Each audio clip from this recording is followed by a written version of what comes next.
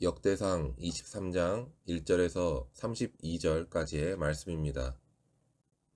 역대기 23장에서 27장까지는 성전 봉사를 위한 준비들이 기록되어 있습니다. 그런데 오늘 본문인 23장은 그 준비의 시작으로 성전의 모양이나 재료, 규격 등을 다시 정립하는 것에 앞서서 사람을 준비하는 모습을 나타내고 있습니다.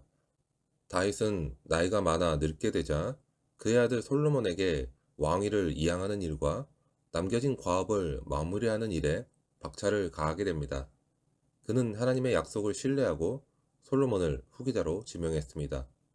다윗은 이스라엘 모든 방백과 제사장, 레위 사람을 불러 모았는데 다윗이 이렇게 한 이유는 이스라엘의 정치적인 부분과 종교적인 부분에 기반을 다진 후에 그것을 아들 솔로몬에게 이양하기 위해서였습니다.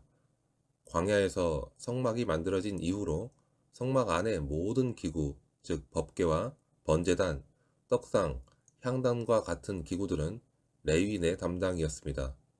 광야에서 하나님의 구름이 일어나면 이스라엘 백성은 천막을 걷고 짐을 싸서 하나님의 구름 기둥을 따라 걸었습니다. 그러나 레위인들은 자신들의 천막 대신 하나님의 성막 안에 있는 기구들을 어깨에 메었습니다. 30세부터 50세 사이의 남자 레위인들은 성막의 천막과 널판, 기구들을 옮기면서 하나님을 전적으로 섬겨야 했기 때문입니다. 이것은 거룩한 사명인 동시에 레위인들이 감당해야 할 수고이자 영원한 과업이었습니다. 그런데 시간이 흘러 다윗은 이동식이 아닌 고정되어 있는 하나님의 전을 건축할 마음을 품게 됩니다. 자신은 좋은 궁전에 거하는데 언약궤가 휘장 아래에 있는 것을 안타깝게 여긴 것입니다. 성전 건축은 다윗의 아들 솔로몬이 완성할 것입니다. 성전이 완성되면 하나님은 그 땅에 평강을 주실 것이고 레위인들은 더 이상 성전 안에 비치된 각종 기구들을 매지 않아도 되는 시대가 열릴 것입니다. 다시 성전 안의 기구들을 옮길 필요가 없어지기에 성막 기구들을 어깨에 메어 옮기는 사역은 끝이 나게 됩니다. 하지만 그들의 사역이 없어지는 것은 아니었습니다. 이러한 일의 시작으로 다윗은 먼저 레위인을 계수하게 됩니다.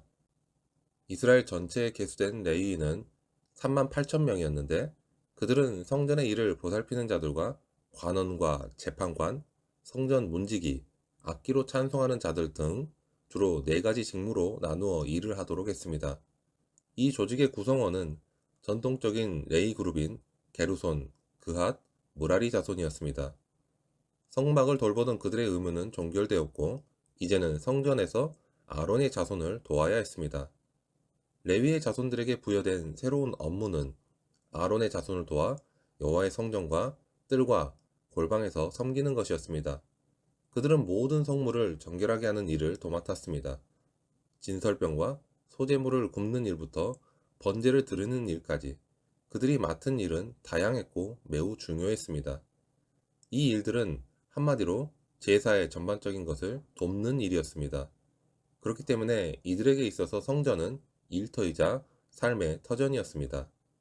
다윗의 이러한 조직 개편은 언뜻 보면 아직 성전이 지어지지도 않았는데 성전을 섬길 사람들부터 먼저 조직한 것으로 보이기도 합니다. 그리고 대제사장이 아닌 왕이 이 일을 주도한 것도 불합리해 보일 수 있는 부분입니다. 하지만 다윗이 한 일은 왕권을 발휘한 것이 아니라 하나님의 말씀을 따른 것이었습니다.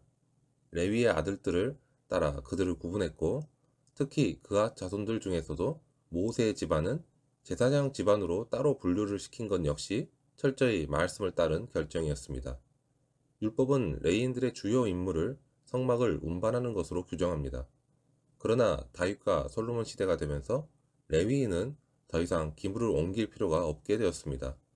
성막 대신 웅장한 성전이 세워질 것이므로 레위인은 성막 시대보다 더 많이 필요하게 되었습니다. 그래서 다윗은 30세 이상이 아니라 20세 이상부터 성전을 섬기도록 조치하고 레위인들이 제사장을 도와 제사와 찬송의 일을 하도록 했습니다. 이렇게 다윗이 제사장들만 아니라 레위인들까지 성전 제사에 참여하게 함으로써 더욱 그 규모가 크게 확장되었기에 레위인은 늘 하나님 앞에 서서 제사장을 도와 섬기는 자가 될 수 있었습니다. 성전이 세워짐으로써 레위인들에게 이런 직분의 변화가 생겼듯이 우리도 참된 성전인 교회가 세워져 감에 따라 왕 같은 제사장의 지위를 얻게 되었습니다. 하나님은 친히 백성 가운데 거하신다는 진리를 성막과 성전을 통해 우리에게 보여주셨습니다.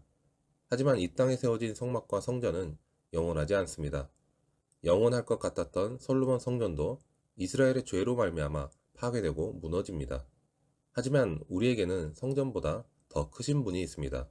바로 하나님의 아들 예수 그리스도입니다. 예수님은 자기 백성과 영원히 함께 하시려 임마누엘 하나님으로 이 땅에 오셨습니다.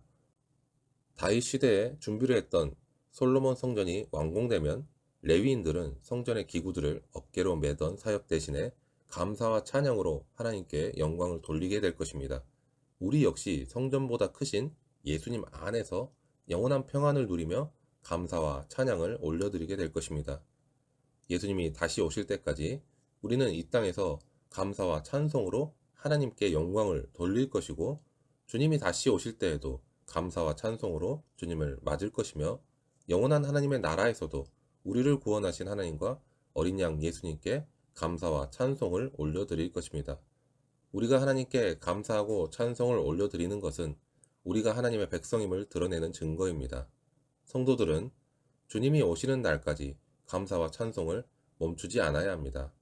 하나님 나라에서 구원의 새 노래로 찬양하며 감사할 것을 고대하면서 이 땅에서 목소리 높여 감사하고 찬송해야 하는 것입니다. 하나님은 제사의 제물을 받으시는 것보다 성도들의 찬양을 더욱 기뻐하십니다. 하나님은 레위인들이 성전에서 봉사하며 매일 아침과 저녁에 감사와 찬송을 올려드리는 것을 기뻐하셨을 것입니다. 만일 우리가 일을 시작하고 마칠 때 감사와 찬송으로 충만하다면 이것이야말로 진정한 예배이며 하나님께 영광을 돌리는 일입니다. 사람이 음식을 먹는다는 행위는 같지만 식사와 사료의 차이는 어디에서 오는 것일까요? 철학자 강신주 박사는 한 방송에서 이렇게 설명을 했습니다. 한 끼를 해치워야 한다는 의무감으로 먹는 음식은 식사가 아니라 사료에 가깝습니다. 오늘날 많은 사람들은 식사뿐만 아니라 인간관계, 가정, 직장, 심지어 신앙생활조차 의무감으로 하는 것을 보게 됩니다. 하지만 그런 의무감으로 하는 것은 결국 부담이 되며 작든지 크든지 짐으로 느끼는 것과 다를 바가 없습니다. 하나님을 섬기는 것은 하나님의 자녀에게 있어서 해결해야 하며 해치워야 할 의무가 아니라 우리가 살아가는 평생에 지속해야 하는 아름다운 삶이라 할 수 있습니다. 그렇기 때문에 우리는 하나님을 위해 살아가는 놀랍고도 대단한 영적 특권을 누릴 수 있어야 합니다. 하나님을 섬기는 사명의 크고 작음의 구분은 당연하게도 없습니다. 어떤 일이든지 하나님을 섬기는 것이라면 모든 것이 귀하고 아름다운 것입니다. 하나님은 성막에서 봉사하는 레위 족속을 크게 두 부류로 구분하셨습니다. 아론의 자손은 제사장으로, 일반 레위인은 각자 맡은 사명을 가지고 제사장을 돕는 역할을 하게 하셨습니다. 그들이 받은 사명의 가치는 모두 같은 것입니다. 차이가 있다면 그저 하나님이 맡겨주신 직임뿐이었습니다. 하나님과 동행하며 함께 모인 교회 공동체 안에도 보이지 않는 곳에서 섬기는 사람들이 많이 있습니다. 그 모든 일은 귀하거나 천한 일로 구분되지 않습니다. 하나님은 교회에 속한 모든 사람이 각자 맡은 사명을 통해 영적 공동체인 교회를 함께 세우기를 원하십니다. 하나님을 섬기는 사명자로 살아가는데 세상의 가치관을 접목시키고 그 가치를 향해 나아가다 보면 결국 가치의 대립으로 인해 지치고 쓰러지게 되어 있습니다. 우리는 차든지 덮든지 해야 합니다. 당연하게도 직분에 높고 낮음이 없다는 것은 알지만 자신이 모르는 은연중에 나타날 수도 있으며 그 적용점을 교회 공동체에서만 적용하고 삶의 전반적인 영역에서는 적용하지 못할 수도 있습니다.